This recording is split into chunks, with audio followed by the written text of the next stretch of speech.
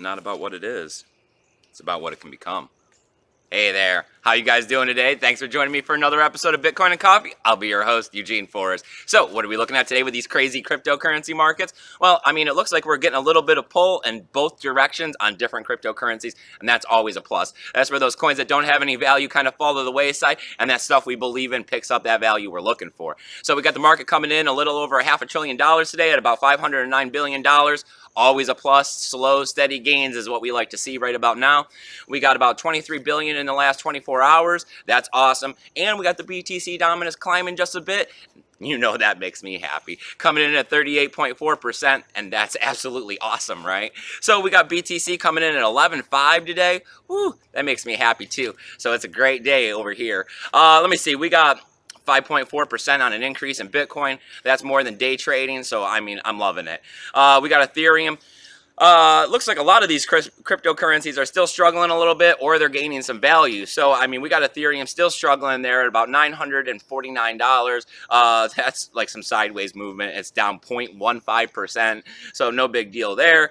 Let's see, we got Ripple and Bitcoin Cash making sideways movement, coming in at $1.14 and $1,527. Neither one of them's up or down a percent. So, and gotta talk about Steam, always.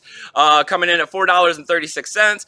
That's some sideways movement there. And we got more sideways movement with the Steam-backed dollar coming in at $5.33. Looks like Ethereum Classic, though. I mean, they're the big gainers, coming in at all-time highs at $42.35. That's up 11%. This has a lot to do with the fork Callisto that's going to be coming out. You know, the price on these cryptocurrencies always pumps up right before the fork. A lot of people want to have both coins because you never know what's going to happen down the road. And holding one coin that splits into two is always a good way to gain extra value. So, what do we got going on here for news on Bitcoin and Coffee? Oh, it's good. Okay, so let me see. We got the Polish Central Bank, and looks like they've been paying some YouTubers in a sort of a smear campaign to kind of put down Bitcoin and other cryptocurrencies, mostly Ethereum and Bitcoin, though. And it looks like they're spending almost the sum of $27,000 to make this happen. I mean, that's not really a lot, but just the ideal of a bank taking money out of their pocket, and even though it's a small amount, and giving it to people to try to, you know, slow things up on the adoption of Bitcoin. I mean, it definitely goes to show us that we're moving in the right direction to shut them down and take over with this wonderful stuff we're calling blockchain and Bitcoin. So let me see what else we got. We got legislation potentially happening here in the United States, and you know what they say, a lot of what happens in the United States, a lot of the world looks towards the United States, towards what they should be doing about regulation.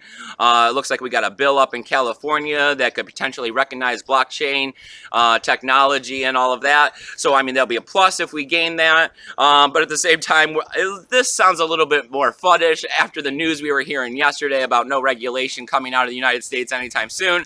Now we're looking at some Democrats and Republicans saying that the SEC needs to start looking at cryptocurrency a little more, and that they need to regulatory framework in place, you know, to help us, you know, keep it safe and all that stuff. You know, get their fingers in the cookie jar pretty much.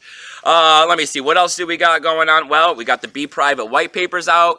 A lot of people are real interested in that, so definitely, if it's something you're investing in, you got to read the white paper. You got to understand this technology. You know that I'm always out here talking about that.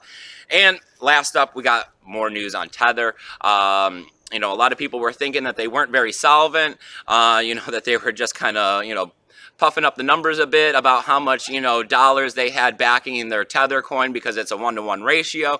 And it's looking like they might actually have enough money, or at least that's what they're saying in the article I read this morning, that they could potentially be banking out of Puerto Rico, which is now being called a cryptocurrency haven due to the fact that they're waiving some, you know, taxes and things like that, and are very accepting. And they also have some cryptocurrency friendly banks over there. So if Tether is over there with that, they might not be having to pay so much in taxes, definitely helping them along with whether or not they got this money back in, you know, their currency.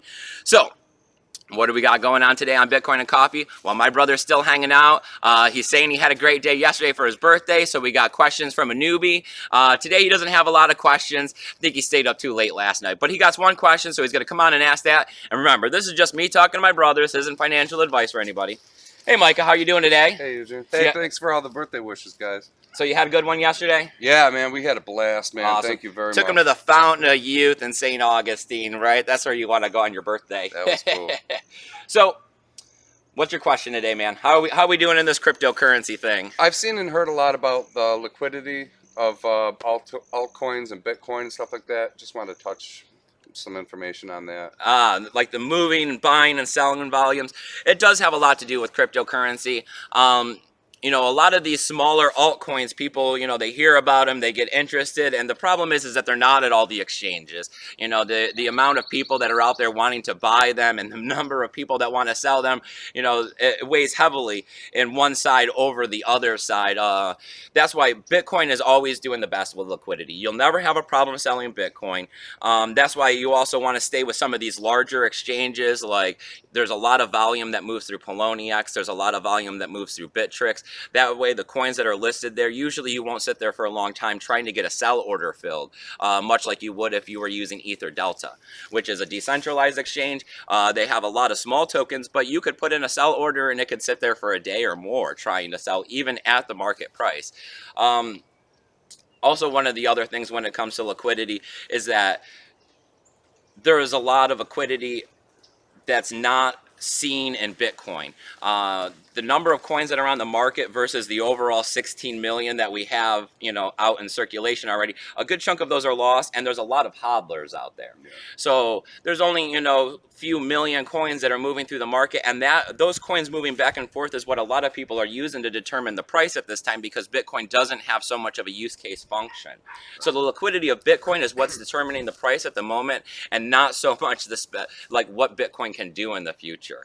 So it can be manipulated, and that's one of the downsides that people talk about in Bitcoin a lot, is that if you have a few $100 million or so and you have it all in Bitcoin, that you could potentially sway the market for a short period of time by flooding or buying a lot on the market. So thank you, Micah. That was a real good question. I appreciate everything you've been doing here on Bitcoin and Coffee. Maybe we'll see you again here tomorrow with some more questions. Love you. Thank you. So if you guys like everything that's going on here on Bitcoin and Coffee, I need you guys to go ahead and hit that subscribe button. We're picking up a few more subscribers on YouTube. That's always a plus.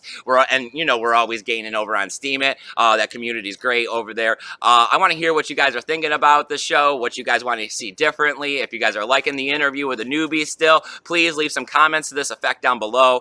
As always, I got all kinds of tools and affiliation codes to help you guys understand the market better.